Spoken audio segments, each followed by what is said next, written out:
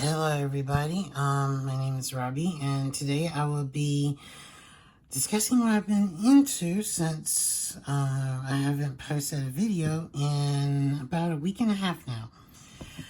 I am currently working on trying to basically learn how to do how to use a knitting chart app called Knitting Chart, KC. You can find it on Apple iTunes and the Apple App Store, the iTunes app thing, or you can find it. I think there's a Google Play Store version. I don't have a Google phone, so I can't honestly tell you. There is also another app called Knit Companion. I don't prefer it because it's basically a subscription model. I prefer to just pay a one-time lump sum fee rather than to pay a fee over the course of a, year or 2 years or however long you're going to use the app. So, as with all my videos, please like and subscribe because that really helps me out. And here's what I've been into. This is made out of scrubbie yarn. Now, granted, this is a pink color, but it's basically the same scrubbie yarn. Red Heart has two styles of scrubbie yarn. One's scrubbie cotton, which I highly suggest because one is cotton yarn, so it's a natural fabric yarn, and it does not have any sorts of chemicals that polyester yarns have in them. This yarn, as you can see, is 100% cotton. They make another version called Red Heart Scrubbie. That is 100% polyester. There's other people out there that make scrubbie yarns as well, like Sugar and Cream and Yarn Bee. Theirs is usually cotton, but just make sure on the label it says cotton. And you won't have to worry about harmful chemicals and stuff like that being inside it. This is a mitered square. Okay, so basically with a mitered square, you start off at one end, you cast on the number of stitches all the way to the other, from one corner to another, just like usual. But instead of stopping there, you put a stitch marker wherever that corner is, and then you keep going down the other side. So that way you have double the stitches on. And as you go to your next row, you will start doing a decrease, which is a knit. Hang on, let me find a better example here. Which is basically a knit two together and then a slip knit. Whenever you do it with regular yarn, like this is out of Sugar Lily's cotton yarn, basic, normal, generic cotton yarn, you get this here effect. This here's how it looks. Nice, straight garter stitch going vertical and garter stitch going horizontal with a little twisted seam going down the center. It looks the same on both sides, except one side has a raised seam and the other side has a recessed seam. But still, ultimately the same thing. And as you can see, perfectly squared off corners and perfect shape overall. This is a normal knitted garter mitered square. You can also make mitered squares in the form of stockinette stitch, which I haven't done yet. But that's 100% stockinette. I, on the other hand, wanted something that was a mix of the two. So my first design was to knit knit all the way down one side and the other. And, basically set that up so that whenever I'm finished my edging, then I would start this, which is just basic stockinette stitch. It's knit on this side and it's purl on this side, to make the stockinette stitch. This yarn is actually from Hobby Lobby. If I'm not mistaken, is I Love Cotton yarn. I don't prefer this. This yarn is very, very fuzzy. and I mean acrylic level fuzzy.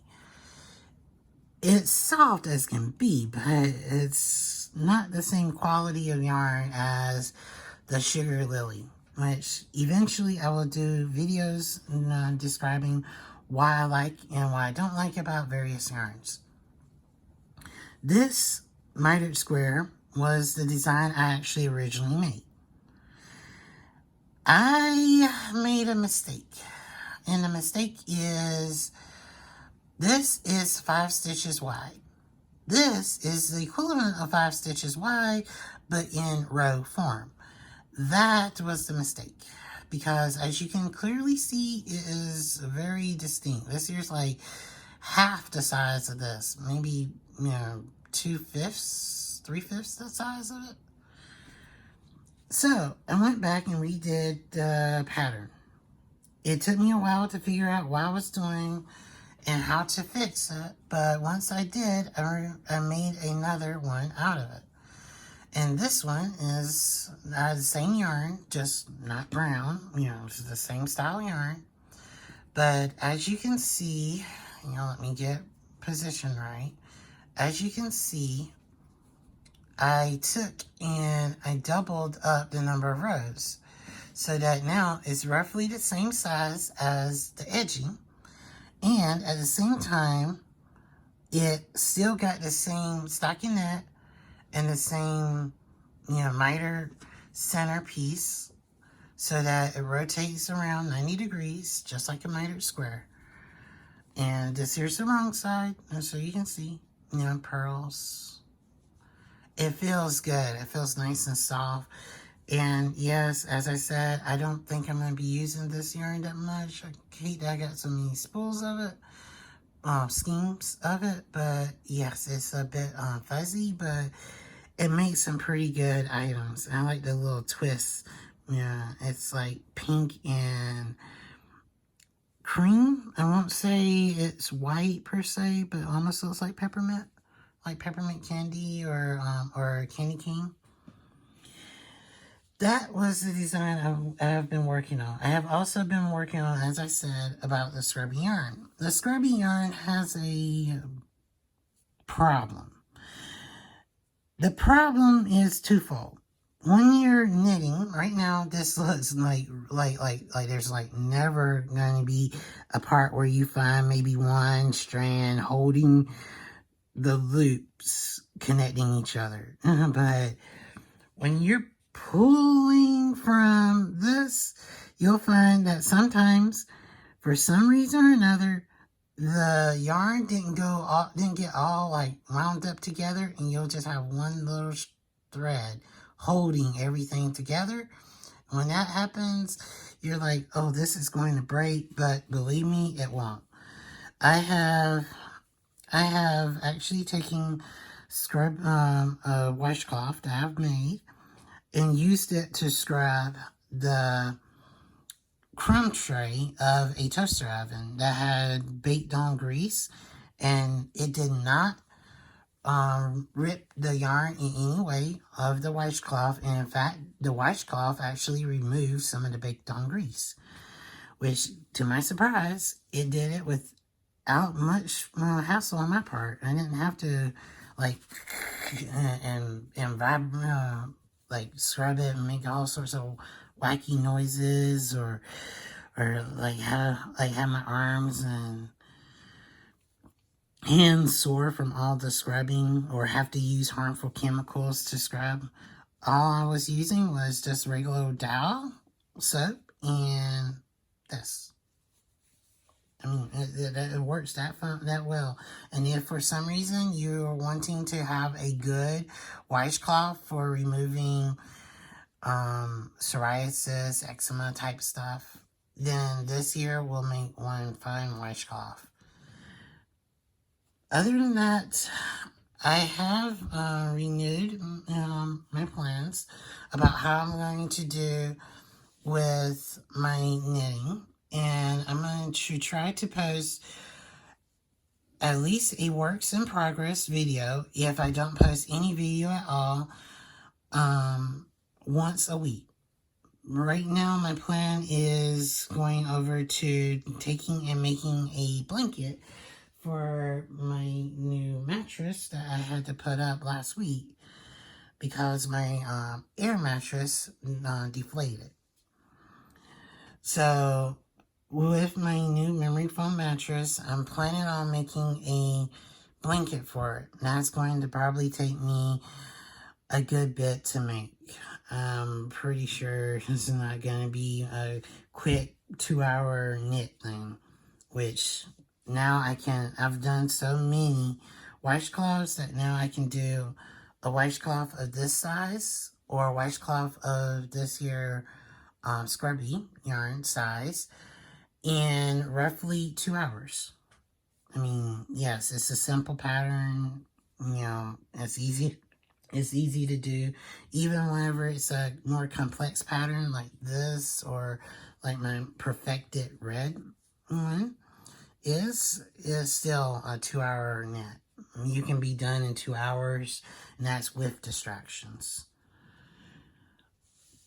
But ultimately, I plan on posting at least one video a week. And if for some reason I find that I come across, like where I find a new technique or something that I want to share, I'll be posting more than one video that week. But I don't want to post so many videos that I basically make it where people aren't tuning in. And if they are tuning in, I want them to be tuning in to something that is of interest that will help them with their knitting or will demonstrate a pattern that I created. And eventually I plan on posting my patterns. Right now I would post this pattern, but I still have a few flaws. As you can see with this here one, the edges, this here one, the brown one, the edges are nice, perfect, straight edges. But as you can see, looking at this here has this here bend in it. I don't know why it's got the bend in it because my tension was the same all the way through. But because it's got that bend in it, I'm thinking I probably put a stitch in that I shouldn't have put in, or I removed a stitch on the wrong row. And either way, I'm going to remake this here one in the brown color to see if I can fix that flaw. But once I fix that flaw, I plan on posting the pattern and even posting a how-to to do it. I may not actually do a full-blown how-to, like how to knit the whole 60 stitches. It's 30 on one side and 30 on the other. I probably won't do a video about that. I'll probably do a video where I'm doing like a little small section that will demonstrate all of the methods of it, kind of like Shandy does for Expression Fiber Arts. But otherwise, I will be posting the PDF of the completed project soon, so that people can try it for themselves. Also, in a future video that I have planned, and sorry for the length of this video, in a future video that I plan on discussing about tips and tricks to speed knitting. Which, speed knitting, most people have all these here projects that they want to do. Believe me, I have a lot of them I want to do myself. Capelet, I want to do a capelet, I want to do some mittens, I want to do a beanie type cap, I want to do a vest, I want to do other items. Like I said, that blanket is more of an immediate concern for me for my bed. But either way, I want to basically demonstrate ways that you can speed up your knitting, keep consistent tension throughout your work so that the edges, and all line up proper, nice and straight seams. you know, the gaps are perfect or as close to perfect as possible.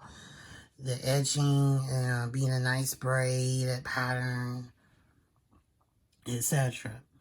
But, and also that too, where you hide your seams, which I guess that is from that red, which you can hide your seams and hide your yarn so that nobody can easily find it for either end. Which, now that I said that, I don't even know where to, okay. So this here should be where one of the ends should be, but otherwise, you know, if it wasn't for that, it would be totally hidden. But yep, I want to basically do something about hiding your stitches, about making your own patterns, and do some yarn reviews because I prefer the scrubby yarn for my washcloths that I actually use, but I prefer the regular cotton yarn for when I just need like a drying towel or need something to like dry my hands with or something like that. But I also want to demonstrate the various types of acrylics, which I have Pound of Love, Line Brand's Pound of Love Premium Acrylic yarn. I also have some Red Heart cheaper acrylic type yarns, which I can show you a comparison of the two. I currently don't have them up here, but in showing you the comparison of the two in a future video, you'll see that one yarn actually looks and kind of feels like it should be wool, like merino wool almost. It's not merino wool, it's acrylic, but it feels like it. But it doesn't react with my hands, so I can use it. Whereas merino wool has the potential to react with my hands. I know that fisherman wool did, and therefore I'm not using any wools because I'm actually scared of it. Yeah, it made my hands feel so bad. I still remember how rough and painful my hands felt to just move them, just to hold a needle to knit with. But anyway, this video is long enough. I didn't want to, you know, tie it up like this. Talking about future videos I plan on doing. And in other future videos, I will discuss projects I have done in the past, and so that you can see my progression in my knitting from current day and time of whenever I do that video to back in the time whenever I first started knitting. And I think you'll be surprised and probably a bit like shocked that I would start off with cables and then go over to learning speed knitting and making actual projects and doing my own patterns. But anyway, as I said at the beginning of this video, please like and subscribe as I do help this little channel out of mine. And I will catch you on the next one. Thank you.